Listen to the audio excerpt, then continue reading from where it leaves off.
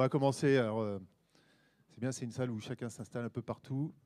C'est une petite salle, me disait Jean-Pierre, mais pour une première dans le tourisme, là, ça fait un peu petit joueur. Ouais. À 14h, je vais faire l'Arena, donc ceux que ça intéresse, parce que là, franchement, démarré par la Cigale, moi j'imaginais un grand zénith. Bon, voilà. Quand je suis arrivé, je voyais mon nom sur l'Arena, mais non, c'était marqué Big. Alors, mais dans le tourisme, on a un côté modeste. Tu vois, on avance pas à pas et on progresse. Donc, pour les années qui viennent, on verra. On y va, petite touche. Bon, en tout cas, moi, je suis ravi de vous accueillir. Je remercie beaucoup Delphine et Virginie qui ont été à l'œuvre de cette réunion. On peut les applaudir quand même parce qu'elles ont beaucoup bossé. Elles ont challengé le réseau qui vous a appelé, qui vous a fait venir. Et moi, je vous dis un grand merci d'être là aujourd'hui.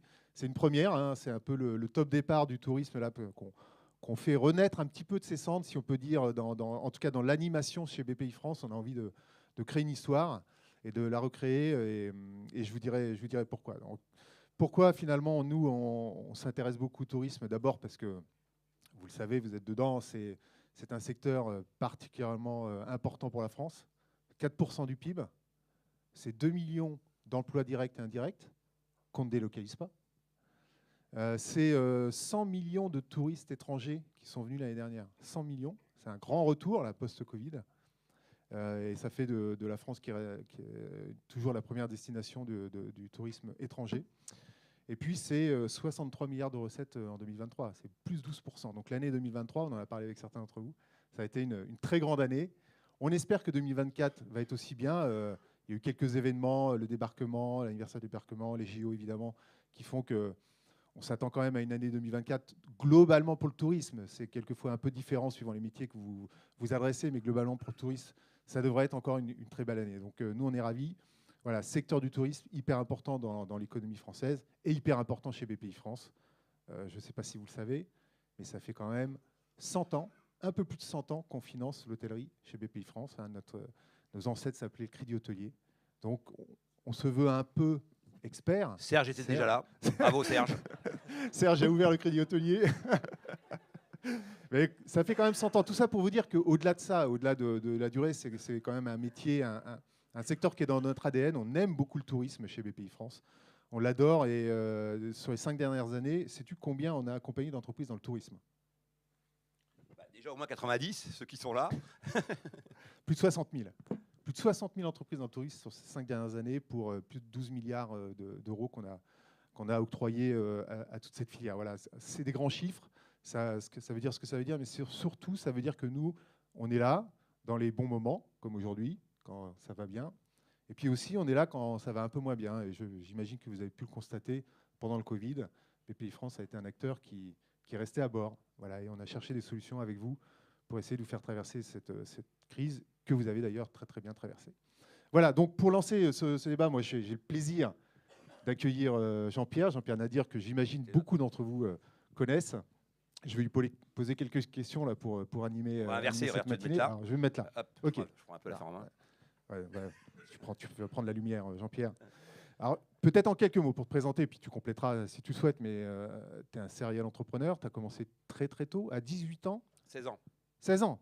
J'ai appris que tu t'es lancé dans le commerce des crêpes bretonnes. C'est ça. Donc quand on s'appelle Jean-Pierre Nadir, il faut être un peu culotté quand même pour faire ça. Ma mère s'appelle Le Guyader, c'est déjà un peu mieux pour ça faire aide, des crêpes. Ça aide. Après, tu t'es lancé dans la pizza. Ouais. Tu as travaillé dans le monde de la presse. Je suis monté en puissance de la crêpe à la pizza. Là, c'était vraiment une histoire incroyable. Dans la presse, tu as créé Easy Voyage, entre autres. Ouais. Et puis, tu interviens souvent dans les médias. Mais juste la pizza quand même. La pizza, j'ai été le premier donc, à créer la première entreprise en Europe de livraison de pizza à domicile. Voilà, donc c'est pas de la pizza. C'est que voilà, j'ai été la première fois que quelqu'un a sonné à une porte et a amené une pizza en Europe, c'était moi. Bravo. Voilà. Donc, tu as créé Easy Voyage, tu interviens régulièrement dans les médias, on te voit souvent, hein, moi je te suis sur les médias et sur LinkedIn. Et puis, tu as créé plus récemment Fairmove, qui est, on peut dire, une agence de voyage qui traite toute la chaîne de valeur du tourisme durable. Je pense que tu nous en diras un mot. Voilà. Donc, tu es un grand expert, on t'a invité pour ça. Je vais te poser quelques questions. Il va falloir que je te contrôle parce que je sais que tu parles beaucoup. Donc, il va falloir... que je reprenne quelques fois la main, tu m'en excuses par avance. Et puis après, on laissera aussi la place au public pour te poser quelques questions. Parfait. Alors, est-ce que tu veux compléter la présentation ou est-ce que je me lance dans les questions maintenant? Non, non, allons sur la question. Alors. Je pense qu'en 2 mots, mais parce que je pourrais effectivement développer sur Fairmove, mais je pense que dans les questions, il y aura l'occasion de le faire. Ouais. Bah, la première question, elle est d'actualité. On fête le progrès aujourd'hui à Big. En 2 mots, c'est quoi le progrès pour toi?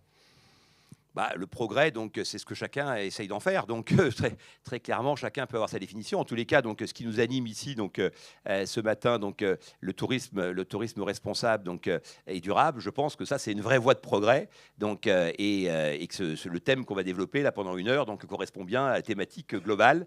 Voilà, parce que le progrès, c'est pas quelque chose en soi. C'est évidemment donc d'œuvrer pour améliorer les choses. Et aujourd'hui, on est à un stade de l'humanité où il faut trouver des solutions pour régler un certain nombre de problèmes. Et c'est ça, en fait, qui crée plein d'opportunités, qui pour certains, c'est subi et ça crée des problèmes, et pour d'autres, donc, c'est source d'opportunités. Et donc, je pense que la thématique du progrès ici, c'est comment on en fait effectivement des sources d'opportunités. Absolument. Et puis, il y a beaucoup d'enjeux, d'ailleurs, notamment dans le tourisme. On parle de digitalisation, de décarbonation, de transition, de changement de modèle, à la montagne, par exemple, mais pas que. Il y a les sujets qui sont liés au changement aussi de mode de consommation. Les consommateurs attendent peut-être des choses un petit peu différentes du service du tourisme dans sa globalité. Pour toi, c'est quoi les grands enjeux, d'ailleurs, que le tourisme doit affronter là, à partir de maintenant et dans les années qui viennent? Bah, je trouve que quand on pose la question comme ça, il y a un petit côté donc anxiogène. Alors qu'en fait, moi, je pense que Merci.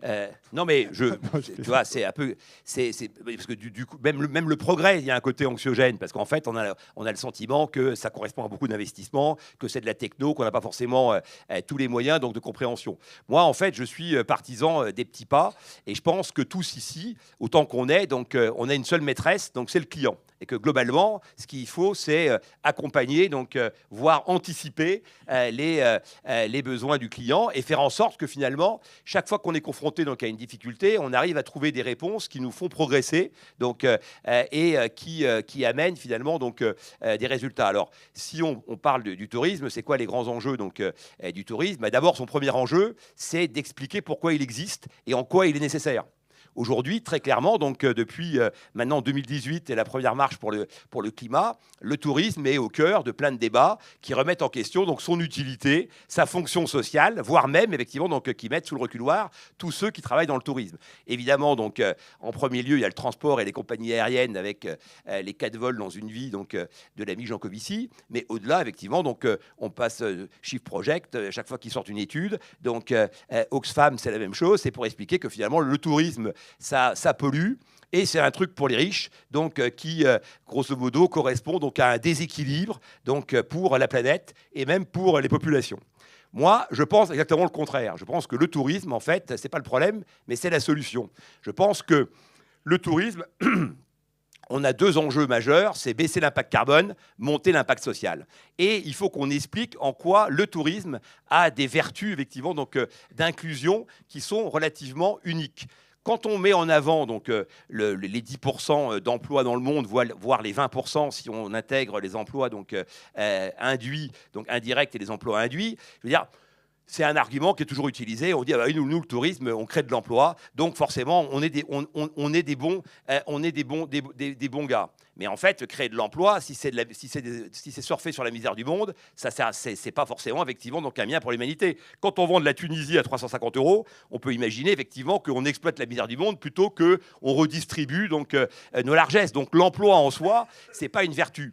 Moi, ce que je mets en avant, donc dans l'impact social qu'il faut faire monter, c'est évidemment donc tous les modèles d'inclusion. Le tourisme, c'est le seul endroit où tu peux rentrer donc, le matin avec ta seule énergie et ressortir 1 an, 2 ans, 3 ans après en ayant été formé, en parlant plusieurs langues et en ayant donc une élévation sociale. Dans le monde, il manque des emplois, il manque beaucoup d'emplois. Il manque des ingénieurs, il manque des profs, il manque des médecins, etc. Mais c'est 15 ans pour produire un prof. C'est 15 jours pour produire un serveur. Et le serveur en question, il peut effectivement donc s'élever, devenir, moi demain, j'ai un problème, je rentre comme serveur n'importe où, 1 an après, je suis patron de l'hôtel. Je veux dire, donc si un jour ça m'arrive, d'ailleurs, je ferai ça. C'est-à-dire que, grosso modo, tu rentres avec ton énergie et tu peux t'élever. 100% des grands chefs ont commencé comme commis de cuisine. Il n'y a pas de diplôme de chef 3 étoiles Ducasse, il n'a pas fait 10 ans d'études pour un jour arriver avec un diplôme. Et donc nos métiers sont des métiers où on peut s'élever. Et il faut qu'on l'affirme et qu'on le mette en avant parce que dans le monde, ce qui manque le plus, la plus grande disruption dans le monde aujourd'hui, c'est l'emploi. 3,5 milliards de gens qui n'ont pas accès donc, à l'emploi, 3,5 milliards ou 4 milliards qui sont sous stress hydrique, 2 milliards qui n'ont pas accès à l'eau courante. Et c'est ça le problème de l'humanité. Quand on dit qu'il faut sauver la planète, on sait bien qu'effectivement la planète, elle va se sauver toute seule et que globalement, donc, elle a encore devant elle 4,5 milliards ou 5 milliards d'années et qu'elle va continuer à tourner, qu'il fasse plus 40 degrés ou moins 50. Pour elle, ça ne va rien changer. Ce qu'on doit sauver, c'est l'humanité, c'est nous. Mais on peut commencer tout de suite parce qu'aujourd'hui déjà, il y a 3,5 milliards de gens à sauver dans le monde. Et je pense que pour sauver ces gens, moi, ma solution, c'est le tourisme. Tous les pays donc, dits en voie de développement, qui à force de ne pas se développer, sont plutôt en panne de développement. Ça fait 50 ans qu'on dit les pays en voie de développement. Bon, au bout de 50 ans, et s'il n'a toujours pas développé, c'est qu'il y a un problème. Donc, tous ces pays-là, en fait, ils ont une caractéristique, c'est qu'ils pourraient accueillir des touristes. Ils pourraient effectivement développer facilement le tourisme. On pourrait rééquilibrer le rapport nord-sud grâce effectivement donc, au développement touristique, parce que nos métiers sont au cœur de tous les modèles de réinvention. On est au cœur de l'éco-bâti, on est au cœur du retraitement des eaux, on est au cœur donc, des politiques zéro plastique, des politiques zéro déchet, de la relocalisation donc, des productions. Et tout ça, effectivement, il faut en faire une force. Quand on dit il faut que les gens, on arrive à les sédentariser sur leur sol, bah on fait comment? On fait de manière volontariste parce que les gens vont pouvoir trouver de l'emploi, créer effectivement donc, de la valeur à destination. Voilà, j'ai un chiffre et après je passerai à la question suivante. Je ne sais pas s'il y en a une, mais 38% de l'économie sénégalaise, c'est Western Union. Voilà. 38%. C'est-à-dire c'est des gens qui traversent à la nage. En fait, quand tu es sénégalais, tu as 28 ans, tu as 23 ans, tu sors, il y a 28 000 étudiants qui sortent chaque année des facs de Dakar. Ta seule perspective, c'est d'apprendre la natation pour espérer traverser, arriver ici pour faire du Uber Eats et à la fin finir glorieusement dans une tour de Quechua à Porte de la Villette et pour redistribuer sur les 800 € que tu gagnes par mois, 500 qui vont au pays et qui font les 33%, 38% de Western Union. Et bien ce monde-là, c'est un monde de fous. C'est un monde qui ne peut pas fonctionner. C'est un monde qui, déjà, mécaniquement, ne fonctionne plus. Donc, moi, je pense que le tourisme, c'est la grande chance de l'humanité pour pouvoir, effectivement, donc, se réinventer. Voilà, donc c'est ça mon message d'espoir. Et je pars de ce premier constat avant de décliner donc, plus dans le détail les choses. Alors, justement, pour aller plus dans le détail, il y a un sujet, tu as commencé à l'aborder, c'est celui du tourisme durable. C'est-à-dire comment, finalement, chacun d'entre nous, chacun dans nos secteurs d'activité, on participe à cette transition qui est nécessaire. Pour information, nous, on a regardé un peu ce qui se passait dans nos encours de crédit. On a un peu plus de 5 milliards d'encours de crédit dans le tourisme. Et on a fait le panorama de qu'est-ce qui est vert, qu'est-ce qui est en cours de verdissement dans nos encours et qu'est-ce qui ne l'est pas. Et il y a encore 3/4 de nos encours qui nécessitent d'aller vers du verdissement. Donc on sait qu'il y a un enjeu majeur dans la filière touristique d'accompagner cette mise en transition. Comment toi, tu analyses le sujet du tourisme durable, comment cette notion de transition s'inscrit finalement, doit s'inscrire dans l'évolution de cette filière et comment elle peut faire? Bah, déjà, premier élément, donc il faut collectivement donc on donne une définition au tourisme responsable. Aujourd'hui, si un client rentre dans une agence de voyage et qui dit je voudrais un produit donc responsable, l'agent de voyage il sait même pas effectivement donc quoi lui répondre. Je suis intervenu devant les agences de voyage Leclerc Voyage donc il y a quelques mois là, quelques semaines, donc j'ai exposé ma vision du monde et en quoi le tourisme responsable était formidable. Et puis il y avait une petite dame qui s'est mise à pleurer, qui a dit Monsieur Nadir, c'est formidable. Enfin des mots sur tout ce que je ressentais, etc. Bon, et je me suis dit, ça commence bien. Puis là, il y a un gars qui s'est levé qui a dit, mais moi, votre truc, c'est très sympathique, mais en fait, ça ne correspond pas du tout à mon business. Donc, les gens qui rentrent dans l'agence, jamais ils demandent des produits responsables. Bon. J'ai déjà bonne nouvelle, c'est qu'il y a des gens qui rentrent dans ton agence, c'est pas mal déjà, donc au moins d'avoir des clients. Et deuxième élément, ils ne risquent pas effectivement de te demander quoi que ce soit, parce que je dis, c'est quoi votre définition de tourisme responsable? Si quelqu'un vous pose la question, vous dites quoi? Il ne savait pas. C'est-à-dire qu'en fait, personne n'a véritablement de définition. Donc déjà, on est face donc, à une réalité où collectivement, notre métier n'est même pas capable de donner une définition simple du tourisme responsable. Donc je rappelle la définition qui correspond à ce que j'ai exposé donc précédemment. Le tourisme responsable, c'est réconcilier les enjeux de la planète, des populations locales et des touristes. Voilà. C'est réconcilier ces trois notions. Donc c'est magnifique. C'est exactement donc, ce qu'il faut qu'on fasse. Donc si déjà on commençait à cette définition, deuxième élément, où sont les produits pour reprendre ce que tu viens de dire, où sont les produits qui correspondent à ce tourisme responsable. Vous vous rappelez que Booking donc, avait ouvert un onglet donc, Hôtel Green, qu'il a refermé, puisqu'il y avait 400 000 hôtels donc, sur 700 000 qui étaient déjà donc, green, et s'il avait laissé le truc ouvert, il y en avait 700 000 à aujourd'hui. Bon, puisqu'évidemment, c'était sur la base du volontariat, et donc tout le monde se considérait comme green. Donc, dans notre métier, il y a plein de labels que personne ne connaît, donc en tous les cas qui ne sont pas connus du grand public. Et donc aujourd'hui, on a un devoir effectivement d'information pour mettre en avant toutes ces valeurs. C'est-à-dire que les investissements auxquels tu fais référence, souvent sont vécus comme des contraintes, donc évidemment par les acteurs donc, du tourisme. Bon, déjà, donc, ça peut être vécu comme du CAPEX, et donc on peut imaginer donc, que derrière, ça produise donc, des résultats. Nous, avec Betterfly donc, Tourisme, sans vouloir faire de promo, on s'engage donc à faire des économies en run, et il y a plein d'économies donc, à faire. Hein, évidemment, chaque fois que tu fais des actions pour la planète, c'est aussi des économies donc, que tu peux faire donc, de l'autre côté. Ceci dit, elles se financent en amont et c'est bien pour ça que c'est très important donc, ce que vous faites. Bon. Mais deuxième élément, il faut pouvoir effectivement donc, expliquer aux clients. Moi, je pense qu'il y a un manque d'explication et d'évangélisation donc aujourd'hui de toutes ces actions. Quand on prend effectivement donc les contres, ils sont très audibles parce que le monde dans lequel on vit est un monde où on donne la parole toujours aux contres. Bon. Et donc les contres, ils passent sur toutes les ondes de radio et ils t'expliquent, Oxfam, encore une fois, donc on est responsable de tous les maux. Donc voilà. Et avec un marqueur simple sur l'aérien, tu dis voilà, au moins c'est réglé, 4 vols dans une vie. Et donc finalement le tourisme, c'est encore une fois donc un problème. Et nous, il faut qu'on s'empare de ça et que collectivement, on arrive à apporter des réponses. Voilà. Et donc, chaque fois qu'un acteur du tourisme explique en quoi ses engagements donc, ont été positifs pour l'écosystème dans lequel il évolue, chaque fois qu'on arrive à parler donc, d'inclusion avec des vrais exemples concrets et pas juste comme ça donc, des concepts nébuleux, eh bien, on fait progresser la cause donc, collectivement. Et je pense que c'est ça le vrai problème de départ. C'est encore une fois donc, de dire aujourd'hui, il y a 70% des clients qui disent vouloir donc, s'orienter vers des produits plus responsables. Voilà, donc c'est une notion assez large, 70%. Je rappelle, il y a à peu près 15% de décroissants et 15 à 20% donc, de gens qui veulent rien changer, hein, qui disent mais chaque génération a ses problèmes, donc ils se débrouilleront. Voilà. Puis après, il y a les décroissants qui disent oulala, donc le train, un peu de train et beaucoup de vélos. Bon.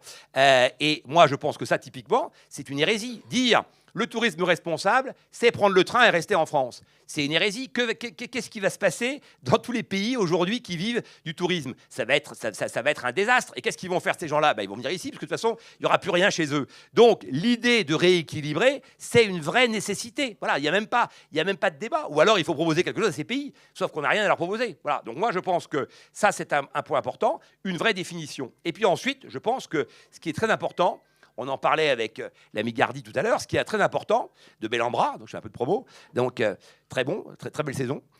Donc, c'est ce qu'il m'a dit, moi je répète. Hein. Donc, il m'a dit on a cartonné cette année. Bon, enfin, il m'a dit ça à VPI en tous les cas. Bon, donc, le fait est, donc la blague à part, que évidemment, donc, il faut engager les clients dans ces processus. Je pense qu'en fait, les clients, encore une fois, mais 70%, sont prêts donc, à entendre un certain nombre de choses. Quand on dit aux clients, par exemple, que les vols directs, c'est 15% d'empreinte carbone en moins. Bon, les gens ne sont pas bêtes, hein, ils se disent, oui, très bien. Donc certains vont prendre effectivement donc, des vols directs. Quand on explique aux clients qu'on va baisser donc, la température de la piscine, si c'est expliqué de manière effectivement donc, intelligente, il y a des gens qui sont prêts donc, à en accepter donc, les conséquences. Et s'il y a 2 piscines, on peut en avoir une qui est toujours chauffée pareil et l'autre qui est un peu moins chauffée ou pas chauffée du tout. Lorsqu'on met en avant donc, des produits locaux et qu'on va retirer des produits, donc des buffets, moi, encore une fois, je prends toujours l'exemple du jus d'orange.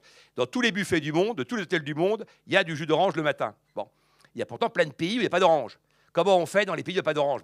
Soit on les importe, soit c'est des trucs effectivement en poudre dégueulasses. Bon, dans les deux cas, ça n'a aucun sens. Quand on vend du tourisme, on vend des goûts, des saveurs, des odeurs, du partage. L'ailleurs, ça a un goût. Et pour moi, le concept le plus con qui ait jamais été inventé dans le tourisme, c'est les vacances à la française. Voilà, c'est-à-dire que tu vis ailleurs comme ici. Reste chez toi dans ces cas-là. Pour le coup, Jean Covici a raison. Là, c'est peut-être pas la peine de se déplacer. Donc, le tourisme, c'est bien évidemment donc d'aller à la rencontre donc, des autres et puis à la rencontre des cultures, des traditions et la gastronomie en fait partie. Donc, dire dans un pays où il n'y a pas d'orange, nous, on n'a pas de jus d'orange, mais on a du jus de pomme, on a du jus de pêche, on a du jus de goyave, on a du jus de mangue. Et en plus, cette saison, et c'est frais, c'est évident que c'est un discours qui est audible.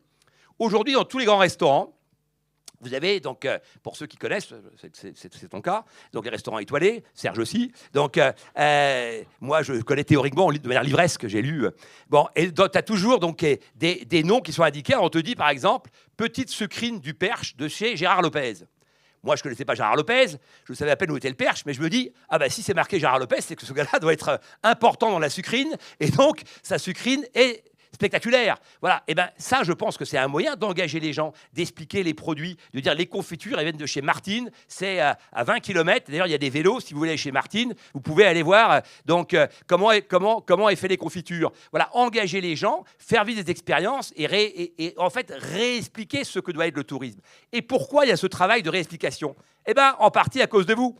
Parce que comme des glands pendant 20 ans, qu'est-ce qu'on a fait collectivement? On a baissé les prix. Le seul marketing du tourisme, c'est baisser des prix. Voilà. On est infoutu de faire autre chose. On n'est même pas capable de parler de nos produits. On sait que faire une chose, baisser les prix, baisser les prix, baisser les prix. Donc, quand tu baisses les prix, eh ben, tu passes ton temps, effectivement, donc, à benchmarker le mec d'à côté, qui lui-même baisse les siens, hein, puisqu'il a vu que toi, tu avais baissé, ben, il baisse aussi. Et donc, on pète toutes les marges. Et quand on pète les marges de manœuvre. Voilà. Et encore plus vrai, lorsque, effectivement, donc, on n'a pas de capacité à mettre en avant des différenciations de produits, auquel cas, donc, c'est Google et Booking qui gagnent le combat et qui raflent la mise. Parce que si, en fait, pour trouver un hôtel à Paris, 80% des requêtes, c'est hôtel pas cher, centre de Paris, qui est grosso modo ce qui est tapé donc, par la plupart des gens qui cherchent un hôtel à Paris. Hôtel pas cher, centre de Paris. Bah, gagne le combat Google. C'est lui qui va décider qui est hôtel pas cher, centre de Paris. Si maintenant tu t'appelles le Solar Hotel, bah, tu as des clients naturels qui viennent chez toi et qui iront nulle part ailleurs, parce qu'eux, ils veulent aller chez toi. Mama Shelter, dans un autre registre, donc à l'époque de Serge Trigano, 90% donc, des ventes étaient faites en direct, parce que les gens ils voulaient aller chez Mama Shelter, parce qu'il y avait une expérience Mama Shelter, et qu'ils n'iraient pas ailleurs. Voilà. Donc chaque fois que tu es capable de réenchanter en fait, le discours autour de messages forts, et que ton produit en fait, est la destination, bah, tu gagnes le combat et tu gagnes beaucoup d'argent parce que déjà, tu commences par éviter de payer Booking pour être au-dessus, de payer Google pour même effectivement pouvoir exploiter ta propre marque. Donc, et donc, tu vas te redonner encore une fois des marges de manœuvre. Et je pense que ça, c'est un élément essentiel du dispositif, c'est d'expliquer comment un marketing produit peut réenchanter donc, le message au point de donner des marges de manœuvre en baissant ton budget d'acquisition. Alors justement, Jean-Pierre, tu fais référence à Google, à Booking.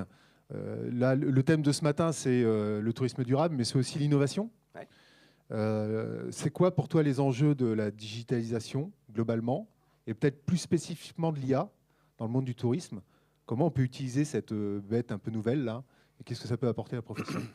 Bah, déjà, encore une fois, donc moi, vous avez compris, l'innovation, c'est déjà d'investir dans son produit donc, pour le rendre meilleur. Et donc là, il y a déjà plein de choses qu'on peut faire. Hein. Donc, on peut lister toutes les grandes expériences donc, dans l'hôtellerie. Il y a beaucoup de choses, de la récupération des zones de chaleur, donc, des ascenseurs ou des eaux chaudes. Le Lutetia à Paris, c'est ce qu'ils font. Donc, et tu préchauffes. Ceux qui limitent la consommation d'eau donc, en changeant les pommeaux, mais aussi donc, qui vont récupérer donc, les eaux de douche pour alimenter donc, les toilettes.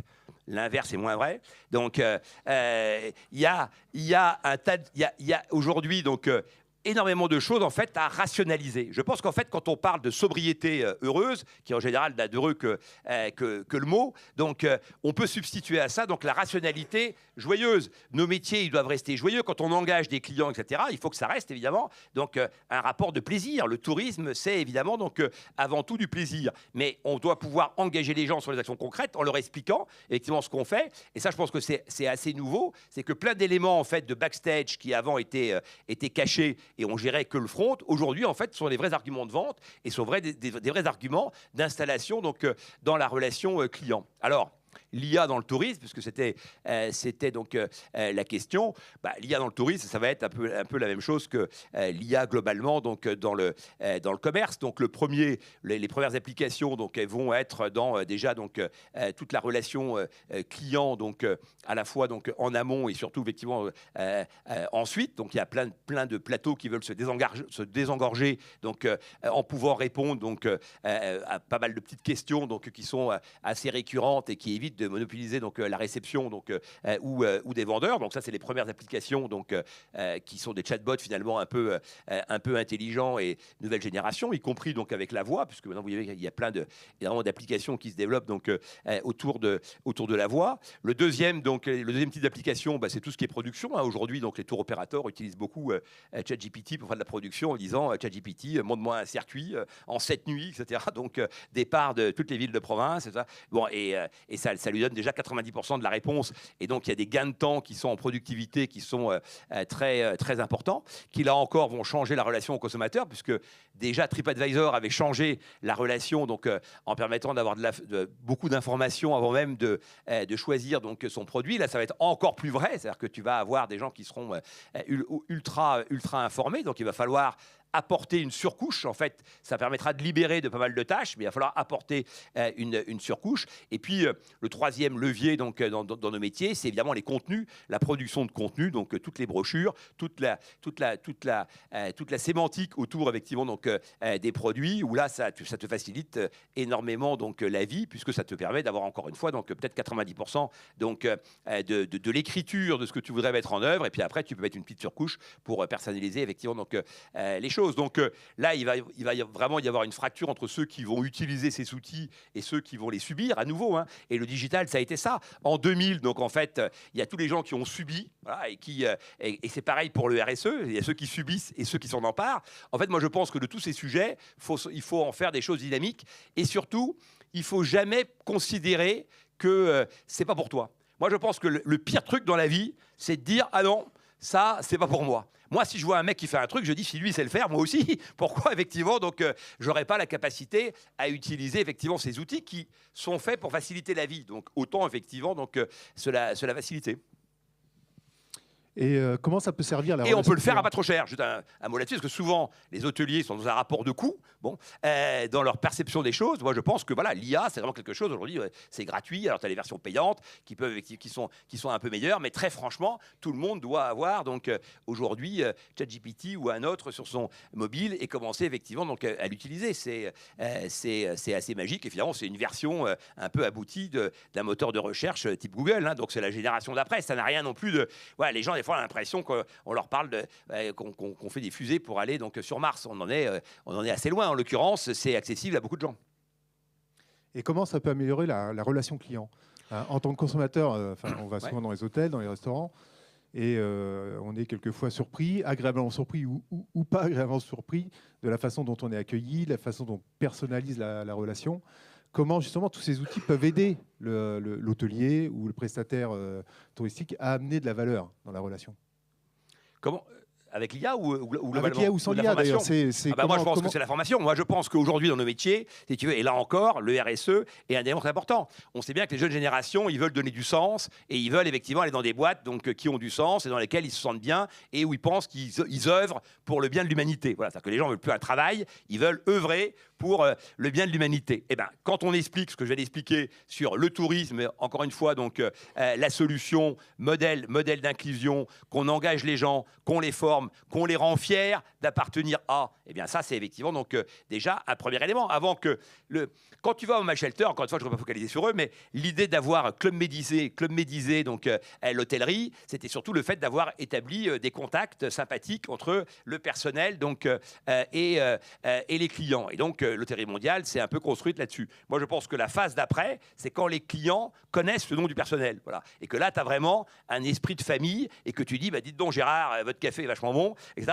Ça change complètement, effectivement, donc, la relation. Et donc, l'hôtellerie, finalement, elle doit se réinventer sur des bases qui sont assez traditionnelles, qui étaient les auberges d'antan, c'est-à-dire la relation, mais pas factice. Et pour faire ça, il faut avoir du temps. Donc, l'IA, pour revenir à ce que tu disais, doit pouvoir te débarrasser de toutes les tâches qui ne servent à rien pour pouvoir te concentrer sur l'essentiel. Donc, tu vois, il y a 80% des trucs qui sont mécaniques et il y a 20% des choses qui, en fait, vont faire toute la différence. Voilà. Et je pense que, du coup, il faut former évidemment donc, ce personnel. La formation, c'est un élément essentiel. Je m'excuse pour la droite, donc je me retourne. Donc, la formation, c'est un élément donc, essentiel. On ne peut pas avoir on a le personnel qu'on mérite. Moi, quand quelqu'un me dit mes équipes sont nulles, je me dis c'est que tu es nul. C'est-à-dire que globalement, le gars globalement, il faut s'en prendre toujours à soi. C'est toujours le chef qui est coupable. Voilà, moi, je pense qu'un truc qui ne marche pas, moi, c'est que le chef. Super. Hein, moi, mes équipes, elles sont super. Quand ça ne marche pas, c'est le chef qui est responsable. Voilà. Et quand ça marche, c'est les équipes.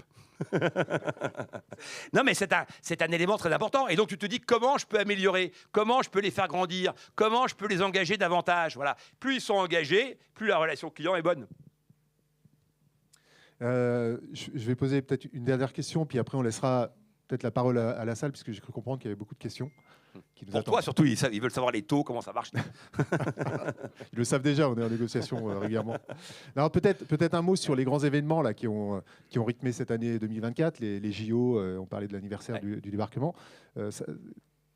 Comment tu traduis tout ça, ça joue quel rôle? Les incidences, elles sont plutôt positives, plutôt négatives? C'est quoi ta perception des choses? Franchement, on le saura donc dans les années à venir. Ce qu'on peut constater, c'est que déjà les premiers chiffres n'ont pas l'air très bons, puisque donc les chiffres publiés par l'INSEE sont plutôt en retrait. Maintenant, donc ce qu'on va retenir, c'est que les JO, ça a été un moment de partage et de liesse assez formidable, parce que c'était bien organisé. Voilà, tout fonctionnait. Voilà. Quand tout fonctionne, en fait, les gens sont contents. Ils sont pas cons. Les gens quand ça marche bien, quand le métro fonctionne, quand tu en as suffisamment, quand c'est bien indiqué, quand tu arrives au stade et que tu as ton entrée tout de suite, quand le spectacle a été bien pensé, les gens, en fait, ils sont heureux. Et donc, quand on dit qu'on est grincheux, qu'on est donc, pour reprendre la phrase de Tesson, donc voilà, un paradis où les gens pensent effectivement qu'ils sont en enfer. Donc, je pense que la démonstration des jeux, ça a été une dynamique collective qui a pris à rebours tout le monde, puisqu'on avait tellement dit que ça allait être horrible. Moi, je dois avouer d'ailleurs que j'étais plutôt de cette veine-là, donc je m'étais dit il faut fuir Paris, etc. Ça va être horrible, etc.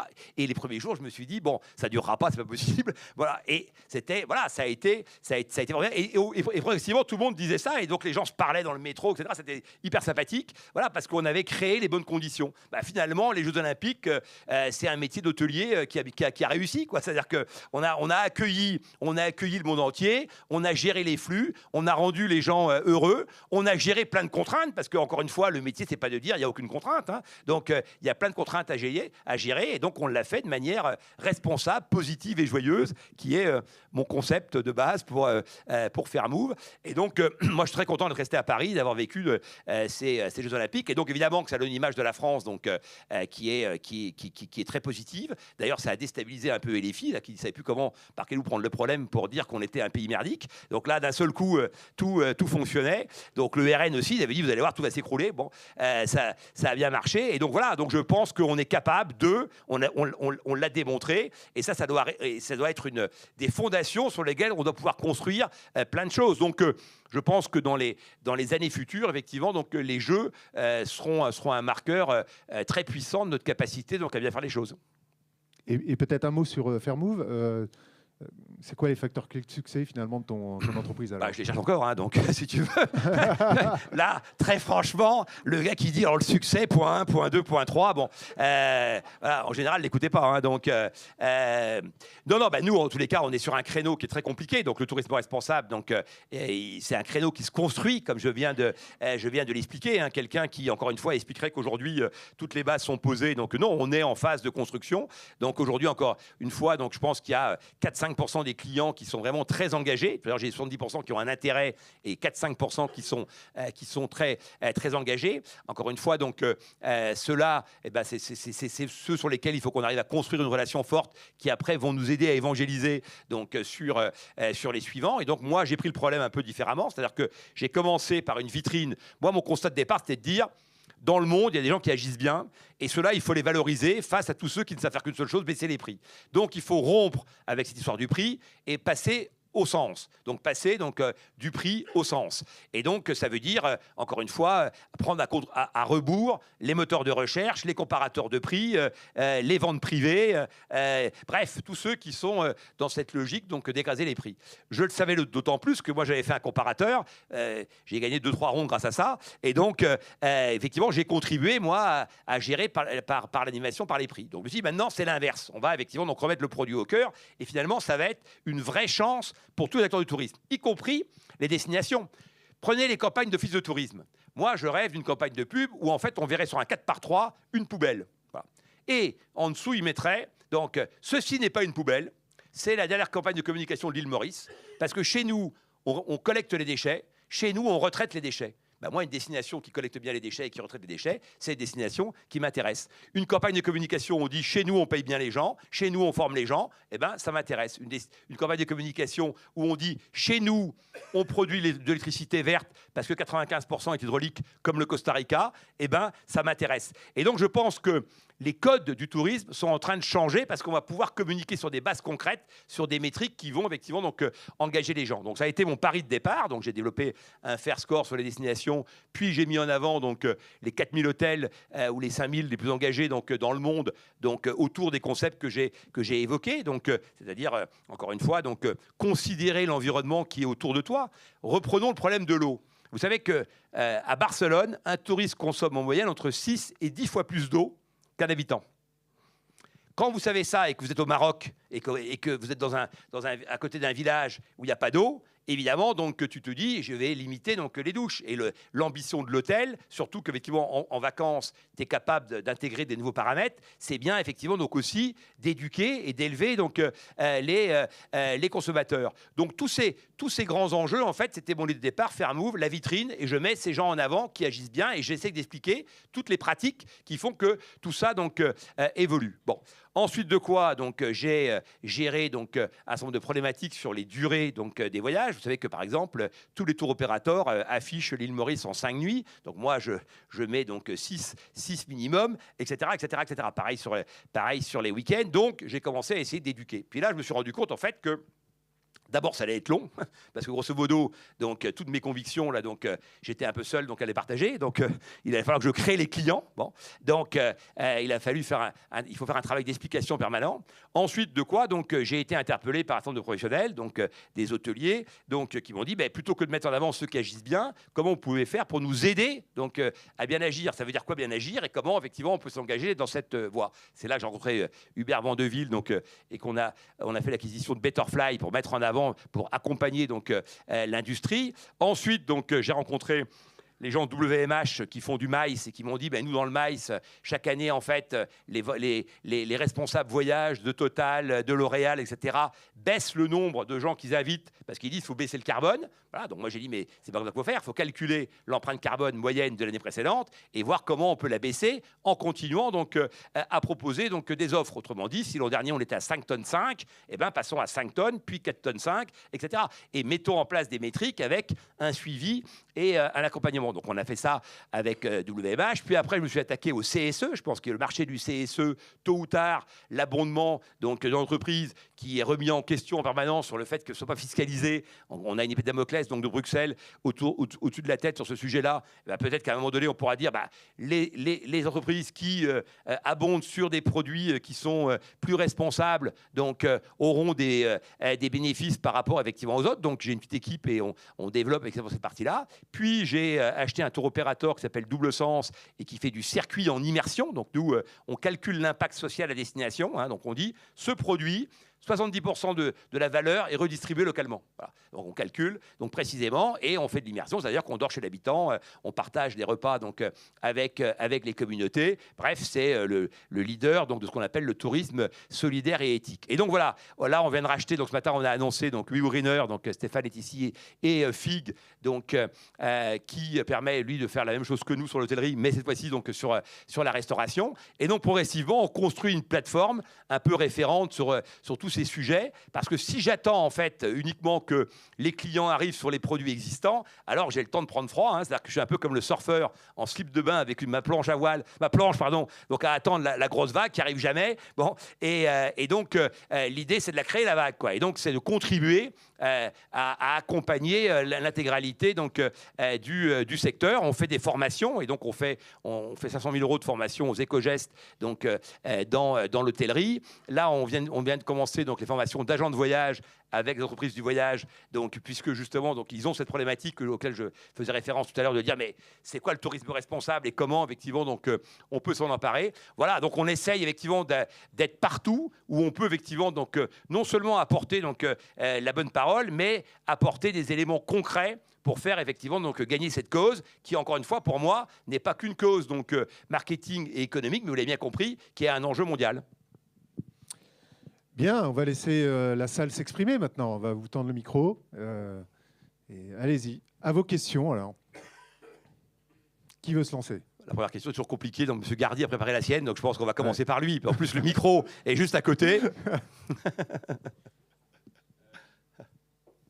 Merci Jean-Pierre pour cet exposé toujours aussi convaincant et percutant. Je pense que tu l'as dit, un point important, il y a 3 points importants. Le temps, l'investissement et la formation, qui touchent à la fois d'ailleurs nos clients, les communautés dans lesquelles on intervient et nos équipes dans chacun de nos groupes. Je vais insister sur le temps. Le temps est une denrée précieuse et rare. Elle se concrétise souvent en euros derrière. Dans des établissements hôteliers individuels, dans des groupes, dans des multinationales, on a la même problématique, c'est de disponibilité et de temps. Je pense qu'aujourd'hui, plus personne ne remet en question ou en doute, en tout cas dans la salle, les enjeux auxquels on est confronté dans le secteur. Je pense que les acteurs qui refusent l'obstacle se comptent sur les doigts d'une main à l'échelle nationale. Néanmoins, la capacité à y arriver, en libérant du temps pour de la documentation, pour de la mesure, pour de la vérification, pour de l'audit, pour de l'expertise, et pour de la formation sur ces sujets, parce que bien souvent, c'est un sujet qui est assez mal maîtrisé par les parties prenantes, que ce soit dans le secteur du tourisme et plus largement dans l'industrie. Et à côté, le pragmatisme de l'hôtellerie, de l'hospitalité, qui fait sa force, qui est la maîtrise et la pleine conscience de mesures concrètes, immédiates, avec des effets visibles, que chacun, dans nos groupes, dans nos établissements, on peut mettre en place.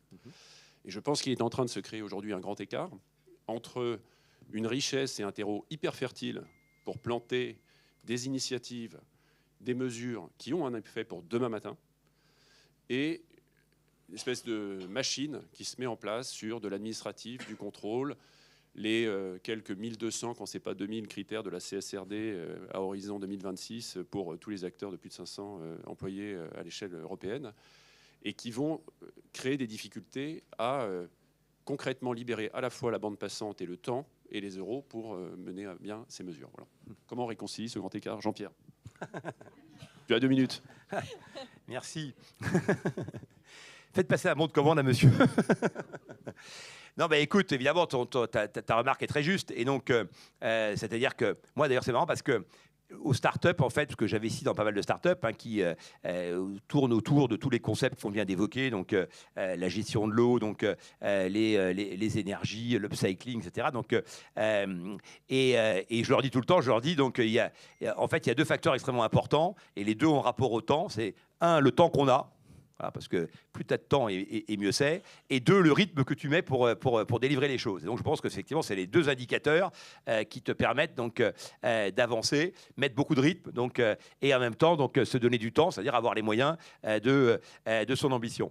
Pour répondre à ta question, moi je pense que d'abord, quand tu fais des investissements, donc, tu dois avoir un retour sur investissement. Donc, encore une fois, tu dois pouvoir dégager les marges de manœuvre. Moi, je pense qu'en fait, l'un des moyens, c'est de dire, OK, comment toutes ces actions, je vais pouvoir les rentabiliser. Moi, je pense que on ne doit pas opposer ROI, rentabilité donc, et engagement. Les 2 doivent aller dans le même sens, parce que si ce n'est pas rentable, de toute façon, tu ne le feras pas ou tu vas t'arrêter. Donc, globalement, pour que ce soit vertueux, il faut que ça produise de la valeur, soit par les économies, voilà, soit effectivement donc, par les recettes. Et moi, dans ma logique, si tu veux, tu fais les 2. C'est-à-dire que quand tu réduis la consommation d'eau, bah, tu payes moins cher. Quand tu réduis ta consommation d'énergie, eh ben, c'est des factures effectivement en moins. Quand la gestion du linge, qui paraît toujours effectivement, quand on dit la serviette, etc., ça paraît anecdotique. Et puis finalement, donc à la fin, on dit bah oui, mais le run d'un hôtel, c'est 25%, donc la lingerie. Bon, donc globalement, tous ces sujets sont hyper importants et on doit pouvoir effectivement donc y mettre des métriques. Et à partir du moment où on rentre dans cette logique, alors nous, c'est ce qu'on fait avec Betterfly. Encore une fois, je ne vais pas faire ma promo, c'est pas le sujet, mais quand tu fais des audits, quand tu as une vision concrète de tous tes flux, bah, c'est autant après donc d'éléments qui vont te permettre de remplir les rapports que tu as évoqués. Et puis ensuite, moi je pense qu'on ne doit pas être timide. Je pense qu'en fait, quand tu dis tous les hôteliers de France et de Navarre ont compris ça, j'en suis pas sûr. Premier constat. C'est-à-dire que je pense qu'il y a plein de gens qui sont encore effectivement sous le reculoir, qui n'ont même pas compris toutes ces considérations et qui pensent qu'en fait, tout ça est fait pour une seule chose, les emmerder. Voilà. Et que globalement, si tu veux, donc, ils prennent pas le problème par le bon bout. Donc, et ensuite, quand je dis qu'il ne faut pas être timide, c'est que je pense qu'il faut affirmer avec force les engagements qu'on fait. Beaucoup de gens font des choses, mais ne le disent pas. Et donc, évidemment, ça n'a pas d'impact puisque personne ne le sait, ou très peu de gens en tous les cas. Donc, il y a ceux qui disent et qui ne font pas. Ça aussi, ça existe. Bon.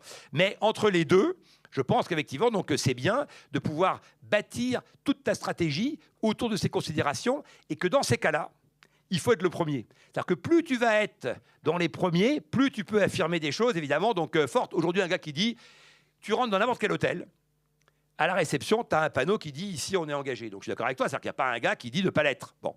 Nous, avec notre Fair Score hôtelier, donc qu'on appelait Green Score, mais qu'on va élargir au Fair Score pour intégrer toute la dimension justement de formation et tout l'aspect donc humain qu'on a évoqué et l'impact aussi donc au niveau des fournisseurs, donc de la chaîne globale des fournisseurs.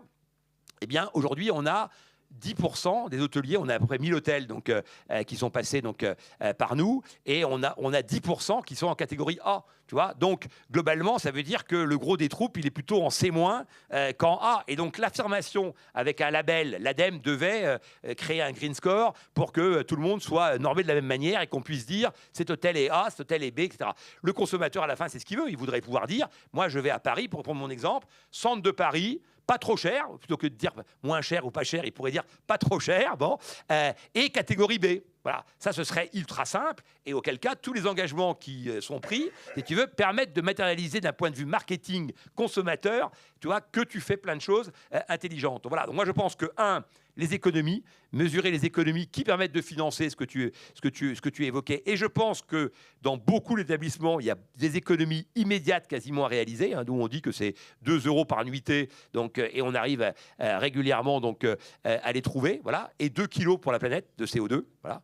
En général, les gens retiennent plutôt les 2 € que les 2 kilos, mais voilà. Et les 2 kilos, il faut absolument les affirmer et les transformer en vertu marketing. Voilà, ça revient à mon histoire de tout à l'heure de dire comment on sort du prix pour aller vers le sens, comment on remet le produit au cœur. Et le produit au cœur, c'est pas le discours traditionnel donc sur le service de l'hôtel, etc. C'est un discours qui est plus puissant, qui même peut se mesurer sur tous les engagements pris par l'hôtelier et toutes les vertus locales que ça peut effectivement donc dégager. Voilà, moi je pense qu'il y a très peu d'acteurs aujourd'hui. Si on devait donc faire un tour d'horizon de ceux qui vraiment ont une image forte en matière effectivement d'engagement RSE, il y en a très peu. Donc s'il y en a plein qui sont moyens, en fait, d'un point de vue marketing, ça ne sert à rien, puisque globalement, tu es dans la moyenne, donc tu n'as rien à raconter. Tu vois, ce qu'il faut, c'est être un peu au-dessus pour dire, voilà, nous, on est très avancés, et voilà ce qu'on fait, et voilà chaque année, effectivement, ce qui se passe. Tu vois, là, l'île Maurice, je te donne un exemple. Le Lux Belmar qui vient de réouvrir, là, qui avait brûlé donc, il y a 2 ans, donc ils l'ont reconstruit assez vite, et il vient de réouvrir, qui est un peu un hôtel emblématique de l'île Maurice. Il réouvre en ayant donc à la tête de l'hôtel une femme qui a démarré donc, à la réception. Voilà, il y a 20 ans, elle était réceptionniste, voilà, et donc aujourd'hui elle est patronne de l'hôtel. Et ben, ça, c'est des marqueurs qui sont très puissants, sur lesquels il faut pouvoir communiquer. Et aujourd'hui, tu as des communications qui vont dans ce sens-là, alors qu'il y a 10 ans, personne n'aurait songé à dire, bah, tiens, je vais dire qu'elle était réceptionniste donc, à l'origine. Voilà. Montrer en fait que tout ça fonctionne. Les plans zéro plastique, c'est pas pour emmerder les clients. Et quand un hôtel dit j'ai réduit ma consommation d'eau donc de 30%, de 40%, et ben en fait ça intéresse les clients. Voilà. Je pense que les clients, ils sont aujourd'hui capables d'entendre des discours et il faut les engager dans les discours, donc, dans les stratégies donc, en question. Et c'est souvent ce qui n'est pas fait. Voilà. En fait, le RSE, ce n'est pas un truc d'expert comptable. Ce n'est pas un gars qui remplit des tableaux de bord une fois par an, tu vois, donc, juste pour avoir 1% de moins donc, sur les financements de la BPI. Voilà. C'est une vraie logique et ça participe d'une vision. Voilà. Ça marche pas comme ça. Merde, c'est pas 1%. Par contre, peut-être pour rajouter quelque chose, c'est que pour réconcilier ces deux mondes dont vous parlez, on le fait rarement seul aussi. C'est-à-dire qu'en fait, les clients doivent être accompagnés, doivent aller chercher de l'accompagnement. Il y a plein de partenaires qui le font, tu en fais partie. Chez BPI France, là, je fais un peu ma pub, mais on a quand même toute une palette de diagnostics, d'accélérateurs qui font que On vous accompagne dans le conseil, on vous aide à structurer la démarche, à comprendre un peu ce que c'est que la CSRD, la taxonomie, etc., et à mettre en place un plan strat pour ensuite vous accompagner en financement si besoin de financement il y a. Donc il y a des solutions qui sont offertes sur étagère et qu'il ne faut pas hésiter. Alors ce n'est pas l'alpha et l'oméga de tous les besoins, mais en tout cas, ça doit permettre les premiers pas et d'accélérer la RSE de l'ensemble de la filière. Une autre question ? Oui. Bonjour. Bonjour. Alors, vous avez évoqué 2 acteurs majeurs finalement du process, qui sont vous en tant qu'entreprise, donc nous, chacun de nous, qui vont développer des stratégies, des actions pour nos convictions. Vous avez parlé du client, qui lui est la personne qu'on va convaincre et à qui on va montrer ce qu'on peut proposer. Mais est-ce qu'il n'y a pas une échelle un peu plus large où finalement, pour réussir, parfois on est un peu tout seul, c'est-à-dire qu'il faut que la destination en tant que telle agisse à l'échelle d'un pays, à l'échelle d'une ville, à l'échelle d'une station de ski aussi. Donc, quelle est votre stratégie pour pouvoir développer des idées ensemble et faire en sorte qu'on suive tous la même stratégie, ainsi gagner du temps, parce que finalement, si on décide ensemble et qu'on met les efforts ensemble, on ira beaucoup plus vite et on réussira. Oui, tout à fait. Ça, c'est une très bonne remarque. De toute façon, c'est pour ça que j'ai commencé par dire que collectivement, de toute façon, donc, on avait des enjeux. Après, vous avez tout à fait raison. Donc, à l'échelle locale, évidemment, donc, on retrouve la même chose. Alors, nous, on développe des formules. Donc, on a un produit qui s'appelle Passeport Vert, donc, où on intervient donc, localement et on essaie d'agréger, donc, de donner une cohérence. Donc, voilà, c'est quoi une destination green et comment elle influe sur les différents acteurs. Puisque pour qu'effectivement, il y ait une destination green, il faut qu'il y ait des offres qui le soient également. Et donc, c'est comment tu vas pouvoir développer donc une logique collective. Donc aujourd'hui, les CRT, les CTD, etc. sont quand même assez actifs sur tous ces éléments-là. Et donc nous, on en accompagne un certain nombre. Voilà. Et donc pour mettre en place donc une vraie stratégie. Par exemple, la dernière, donc je suis allé en Corse, donc au pays d'Ajaccio, donc et on a fait 3 jours donc de workshop avec tous les acteurs pour dire voilà comment on peut affirmer une Corse. Voilà, ça c'est très intéressant la Corse parce que la Corse, si tu veux, on a des hôteliers corses. Oui, très bien. Naturellement, la Corse, les gens pensent que ils pensent que c'est green, puisque évidemment, donc on dit la Corse c'est formidable, donc voilà, ça a été préservé, et donc c'est des petits sentiers, etc. Bon. Le GR, vous ne pouvez pas le faire effectivement donc en plein été parce que le petit sentier donc il est moins poétique quand il y a des hordes de gens donc qui l'empruntent. Mais c'est pas le problème. Le vrai problème donc c'est quoi? C'est donc la Corse, c'est l'énergie en Corse, c'est des produits comment? Au fioul. Donc déjà, effectivement, donc, premier sujet, tu arrives à l'aéroport, donc à Ajaccio, tu prends une voiture électrique. Si c'est pour que l'électricité soit produite au fioul, autant prendre une voiture donc, à essence. Tu vois, deuxième élément, traitement des déchets. Tout le plastique est ramené sur le continent parce qu'il n'y a pas de déchetterie. Etc. Donc, structurellement, et puis après, tu as la gestion du port. Aujourd'hui, effectivement, donc, tu vois, donc à Ajaccio, il y a plein de choses qu'il faudrait améliorer dans la gestion, effectivement, du port. Donc, tu as tout à fait raison. Structurellement, il y a plein de choses. Et les acteurs, et là où c'est intéressant, c'est que l'acteur étatique donc, va essayer de s'appuyer sur les acteurs privés et les acteurs privés peuvent aussi faire pression sur l'acteur étatique pour faire avancer effectivement donc, les choses. Donc, je pense que c'est un enjeu collectif donc, à l'évidence. Après, donc, il y a des produits, encore une fois, qui à eux seuls donc, arrivent à faire la différence parce qu'ils ont intégré un tas de paramètres et qu'ils arrivent à affirmer qu'eux, ils sont très, très différenciants parce qu'ils produisent leur énergie, parce qu'il n'y a que des produits locaux, parce que. Voilà. Donc, je pense que tu as tout à fait raison. Il y a des gens qui sont capables tout seuls d'avoir une vraie stratégie parce qu'ils sont puissants et qu'à la fin, ils arrivent à créer une marque forte autour effectivement de ces concepts et d'autres qui ont un intérêt donc, à se regrouper, soit au travers donc, d'un acteur local dont c'est la vocation, soit en s'associant entre eux. Il y a plein effectivement donc, d'acteurs là, qui s'associent et qui disent ben, voilà, nous on crée l'association X ou Y et on est 10 et à nous tous, voilà les valeurs, on a une charte et voilà les valeurs sur lesquelles on s'engage. Voilà, et donc je pense que l'idée d'additionner évidemment donc, les énergies et les talents, c'est très important. Après, tu vois, il y a des régions qui sont plus efficaces que d'autres. Hein, donc après, tu es plus ou moins, effectivement, donc tu subis plus ou moins les enjeux de ta destination. Voilà. Mais tu vois, par exemple, tu parlais de la montagne, donc je ne sais pas si ça a un rapport avec ce que tu fais. Donc, tu vois, mais bon, la montagne d'été, ça fait quand même combien d'années que la France essaye de valoriser donc, la montagne d'été? Ben, moi, je trouve qu'on commence à y arriver. C'est-à-dire que, tu vois, il y a progressivement quand même, tu vois, il y a plein de gens qui disent le grand air, c'est une rupture avec les grosses chaleurs. Donc, quand il fait 45 degrés dans le sud, ben, il y a des gens quand même qui trouvent que c'est pas con donc, d'aller à la montagne, le sport, le vélo, les lacs, etc. Donc, tu vois, et pendant moi, 25 ans, j'ai entendu que la montagne d'été, ça se vendait pas, que c'était impossible, etc. Ben, ça commence, voilà. Et donc, et pourquoi ça commence? Parce qu'il y a plein d'acteurs qui collectivement ont œuvré œuvrer pour à la fois que le produit s'améliore, mais aussi pour faire savoir que ça existe.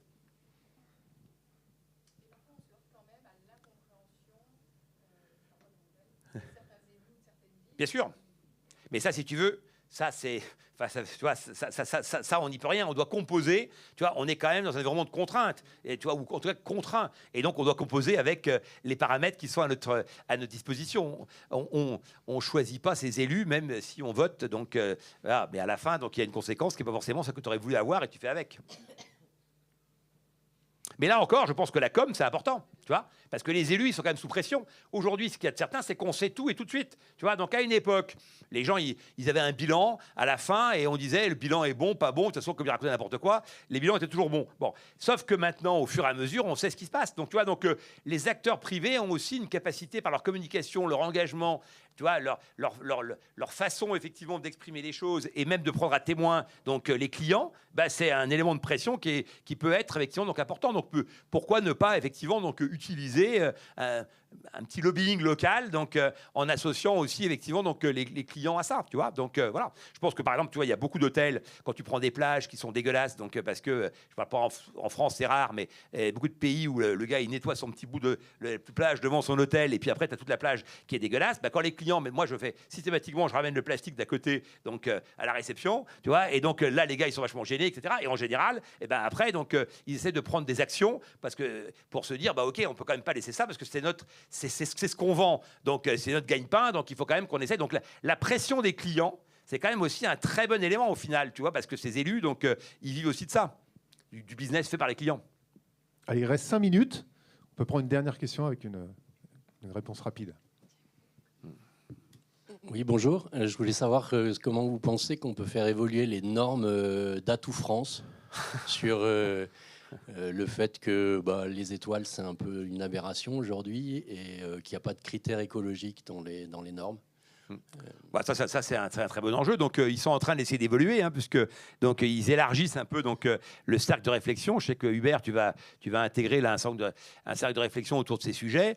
Donc là, on a dit qu'on allait peut-être fusionner. Vous avez vu, donc il y a l'idée de changer donc Business France et de donner une nouvelle dynamique donc à tout ça. Donc oui, je pense qu'il faut dépoussiérer donc pas mal de choses. Et là encore une fois, le fait de le dire, ce que tu viens de dire, moi je l'ai jamais lu nulle part. Voilà, j'ai jamais lu un papier quelque part qui dit Atout France, les mecs, si vous êtes des ringards, il faut changer tout ça. Comment on réinvente effectivement donc le modèle. Tu vois, je pense qu'en fait, quand j'ai dit tout à l'heure, faut pas être timide. Franchement, je pense qu'aujourd'hui, tu vois, on est dans une époque où on te parle en permanence donc de la parole libérée. Bah, là, pour le coup, utilisez-la. Tu vois, c'est-à-dire que les réseaux sociaux, là, les médias donc qui te tendent le micro donc et qui ont toujours besoin effectivement donc d'aller sur des nouveaux combats. Bon, bah ça en fait effectivement partie. Et là encore, les clients, prendre à témoin les clients, puisque au final, c'est le client qui est floué, puisque on lui vend des étoiles qui correspondent pas exactement à ce que lui a en tête comme perception. Donc notre meilleur allié à chaque fois, c'est d'associer les clients à tous ces combats. Voilà.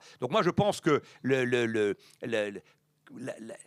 en fait, on a souvent aussi donc les normes qu'on mérite, tu vois. C'est-à-dire qu'au début, tu vois, il y a une phrase qui dit à 50 ans, on a la gueule qu'on mérite. Bon, et ben c'est pareil pour les normes, tu vois. Au bout d'un moment, quand même, tu vois, c'est que t'as pas été très bon. C'est que, tu vois, 20 ans plus tard, si t'as toujours pas réussi donc à changer le truc, c'est que sans doute on a loupé quelque chose, tu vois. Donc voilà. Donc moi, je pense qu'il faut aussi balayer devant notre porte et que très franchement, quand j'écoute le discours des syndicats, etc., donc l'UMI, ça.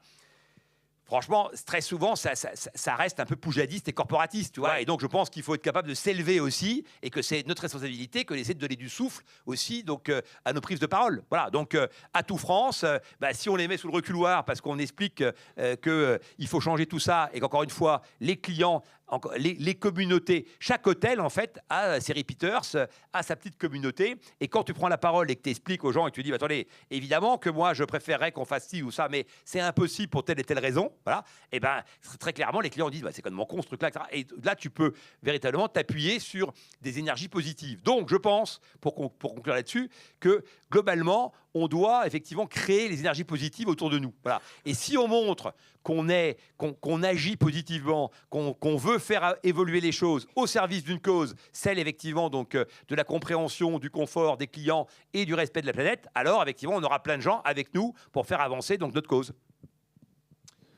Merci Jean-Pierre. Je crois qu'il est le moment de de mettre fin à cette séquence. Mais C'est dommage, il n'y a pas de dernière question. Ouais. Une petite question il un reste peu 2 courte. minutes, Ah, voilà, Serge. Oh là, Serge. Voilà. On parle beaucoup du RSE. Ouais. Il y a, partout, on entend, c'est en train de se substituer au surtourisme. C'est-à-dire que maintenant, ah bah ok, vous avez fait les efforts, les acteurs, on entend ça. Et en fait, comment tu veux empêcher quelqu'un dont c'est le rêve de sa vie d'aller visiter Venise, Rome, Paris? Et est-ce que tu vas pas avoir aussi un monde à 2 vitesses où effectivement, peut-être même les plus riches, eux, trouveront des destinations incroyables, etc. Ça empêchera une partie de la planète de visiter des endroits incroyables. Bah ça, le surtourisme, Tu as 1 minute 40. Ouais, c'est un autre sujet. Mais déjà, première réponse, le surtourisme, c'est la démocratisation du voyage qui a réussi.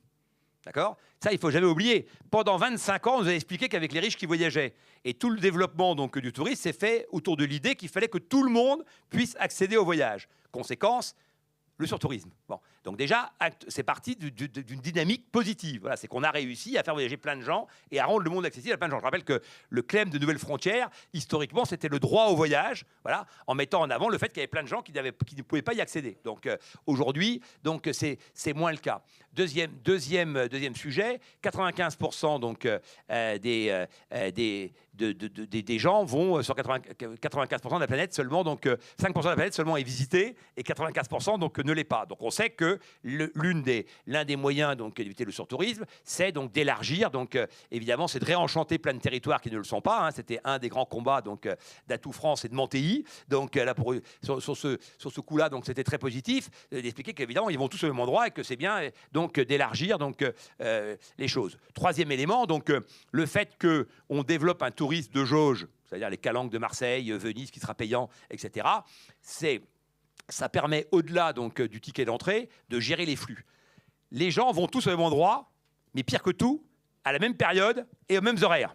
Voilà. Quand tu t'arrêtes, donc tu t'arrêtes, tu passes à midi, tous les bus touristiques sont arrêtés devant les restaurants. Voilà, bah, tu te dis, c'est à 13h qu'il faut aller visiter les sites, puisque c'est là qu'ils sont tous en train de bouffer, et que donc tu peux y aller. Donc gérer les flux, c'est ultra important, et le fait de créer des jauges, ça permet de gérer les flux et donc d'avoir un service de meilleure qualité. Quatrième élément, on peut étendre les périodes. Par exemple, pourquoi le Louvre n'aurait pas un service nocturne? Et il y a plein de gens qui seraient prêts à y aller, d'autant plus que tu pourrais avoir des expériences. Tu dis, par exemple, devant un Caravage, donc le joueur de lutte, tu as une partition, et ben tu as un gars qui joue la partition devant le tableau, etc. Donc tu peux réenchanter des horaires qui n'étaient pas forcément donc les bons. Tu peux jouer sur le décalage horaire. Quand les gens arrivent d'un pays en décalage horaire, bah, autant ils pourraient tout de suite donc faire un tas de trucs à des horaires que les autres n'ont pas, puisque eux ils sont calés donc différemment. Donc gérer les flux, réenchanter les territoires, ouvrir effectivement donc les plages